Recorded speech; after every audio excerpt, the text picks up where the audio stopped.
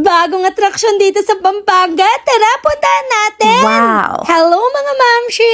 Excellence Mini Vlog! Alam nyo na kung bakit may upload ako ngayong araw. Day off na naman ng mamshi excellence nyo.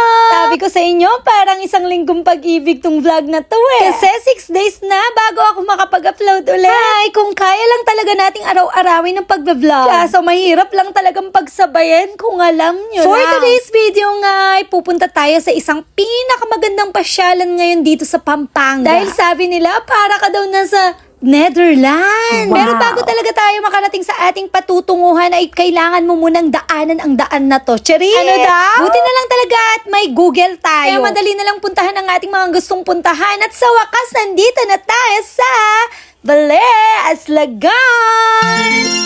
Pagkatapos nga ng 40 minutes ay nakarating na rin tayo dito sa may Baleaslagan. Sa mga nagtatanong kung may entrance fee po dito, opo, meron po 20 pesos. Pero base sa nababasa ko sa mga post is wala daw pong entrance. Pero ngayon po, nakakapunta pa lang po namin ngayong araw, meron pong 20 pesos na entrance fee. Kasi kapag nakakapanood ako ng mga videos o mga post dito sa may Baleaslagan, is isa sa mga tanong sa isip ko, sa isipan ko, ay kung magkano nga ba ang entrance fee dito sa may Baleaslagan.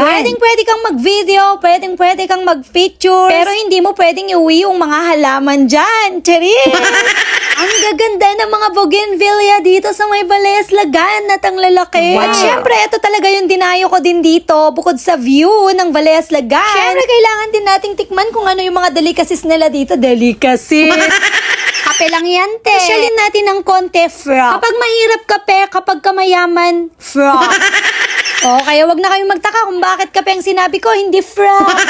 Hindi nga kami sanay ng kaibigan kong bumili ng mga kape-kape. Review muna namin kung ano ba talaga yung bibili namin kasi hindi namin talaga namin alam kung anong lasa. Charis! Cute mga mamshi, pati pagbili ng kape, kailangan reviewin na rin. Aminin nyo, kahit kayo, kapag pupunta kayo sa Starbucks o sa isang mamahaling restaurant, pinag-iisipan nyo muna kung ano yung dapat nyong sabihin. Aminin nyo na ang basa nyo sa frap phrase. Kayo mag-alala, hindi lang kayo nag-iisa. Andito ba kami? At habang nga naghihintay kami ng order namin, eto at nagbabasa muna ako para naman madagdagan yung IQ ko. Shoota, nangalawang na, madadagdagan pa kaya. Naku, Ma'am She Excellence, wag mo nang pilitin, mapapahiya ka lang talaga sa English teacher mo noon kung babasahin mo pa yan. Baka imbis na maging proud sila sa'yo, baka itakwil ka pa nila at hindi ka nila kilalanin bilang estudyante noong high school at elementary. May mga nauna na kasing umakyat kaya sisilipin muna natin kung pababa na ba sila. Kaya kung mapapansin nyo, yung hagdan na pataasin hindi naman ganun kalawak. Kaya syempre, hihintayin muna natin silang makababa bago tayo umakyat. Dapat ganun talaga, kailangan nating bigyan ng chance ang bawat isa para makapag-selfie sa taas. Ay, sana all may chance. Sama kasi natapos na rin yung aming order kaya naman saktong-sakto at pababa na rin yung mga pumunta sa taas. Kaya naman may chance na tayong sumilip sa taas at makapag-selfie kay Bundok Arayat. Ang Bundok Arayat kasi ay kilalang-kilala talaga dito sa Pampanga kasi ito lang yung nag-iisang bundok dito sa may Pampanga. Wow. Pag-akyat mo nga dito sa may taas ng Baleaslagan is napakahangin. Ang sarap talaga ng hangin dito sa taas at mapapatalon ka na lang talaga. Diyos ko, yung puro toxic na yung nasa paligid mo at toxic na yung hangin na sa paligid mo, dito napaka-refreshing. Kahit na saglit ka nga lang dito is mararamdaman mo talaga na marerelax ka kahit na papano. Kumbaga yung 20 pesos na entrance fee natin is napaka-worth it na talaga para sa ganitong view.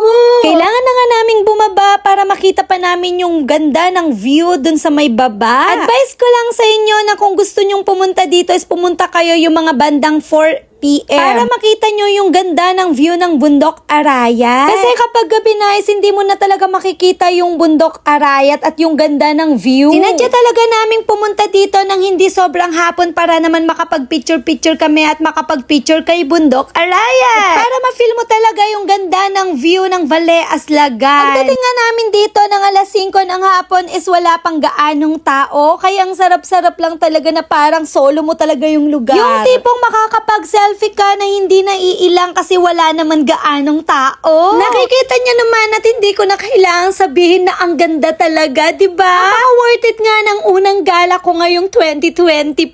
Hindi mo talaga kailangang gumasto ng napakalaki kasi dito pa lang sa Pampanga is marami ka na talagang magandang mapupuntahan. Sa halagang 20 pesos nga is napakaganda na nitong napuntahan namin. Munti ko na makalimutan na may bayad din pala ang parking dito. 20 pesos din po. Sinasabi ko na din po sa inyo dito sa video kung kung magkano yung mga binabayaran namin para nang sa ganon hindi na kayo napapatanong sa inyong mga sarili. Dahil syempre kahit ako nanonood ng mga video napapatanong din talaga ako kung magkano ba yung binabayad nila. Kaya sa mga gustong pumunta dito is pwede na po kayong pumunta dito. Hindi po ninyo kailangan magdala ng maraming pera. Dahil choice nyo naman po kung bibili po kayo ng mga pagkain na nandito sa loob. Ito nga pala ang itsura kapag gabi na. Marami na silang mga pailaw. At kahit gabi na ay makikita mo talaga na sobrang ganda pa rin talaga ng Baleaslagan. Kaya naman masasabi ko na saktong-sakto lang talaga yung punta namin dahil nakita namin ng hapon at saka gabi ng Baleaslagan. Hintay na rin namin talaga ang gabi para naman makita namin kung ano ba ang itsura ng Baleaslagan kapag gabi. Kaya nga lang at walang live van ngayong gabi. Pero masasabi ko na worth it talaga ang 20 pesos mo dito. Ito nga pala yung first gala namin ng kaibigan ko ngayong 2024. Stay strong sa ating dalawa. Thank you for watching. Thank you Baleaslagan. Bye-bye!